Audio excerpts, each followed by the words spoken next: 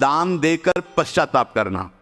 दे दिया है, बहुत जल रहे हो, दूसरे से वार्ता कर रहे हो कि पता नहीं क्या यार बुद्धि में हो गया, हमने उसको इतना कहा था उतना दे दिया, क्यों दे दिया ऐसा ऐसा, मतलब अंदर चिंतन करना, क्यों दे दिया तो दिया। इसके बाद जो आपका ये जलन हो रही, पश्चाताप, सुकृत नष्ट हो रहे हैं।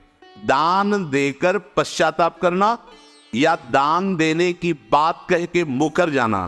जैसे आपने कह दिया आपको इतना इतना ऐसा, अब आप मुकर गए, ब्याज सहित तुम्हें देना होगा, ये तुम्हारी दुर्गति का कारण बन जाएगा। ऐसे ही नहीं बोलना चाहिए, बहुत होश से। वाणी एक अमोल है, जो कोई बोले जान, ये तराजू तौल के तब मुख बाहर आन। अत्यंत कृपण होना, ना परिवार को सुखी कर पा रहा, ना अपने को सुखी कर पा रहा है। एक एक सिक्का बैंक में जब मर गया। धन की वास्तविक गति यही है कि अपने परिवार को खूब उसकी अनुकूलता प्रदान करो, उसमें से कुछ हिस्सा किसी ऐसे को जिससे तुम्हें बदले में कुछ लेने की भावना ना हो। कोई साधु महात्मा, गाय, पशु, पक्षी, किसी भी जीव बीमार है शरीरधारी, उसके जिससे कुछ कभी लेने की भावना न हो, एहसान की भावना न हो। शो धन धन्य प्रथम गति जाकी, धन्य हो गया उसका धन।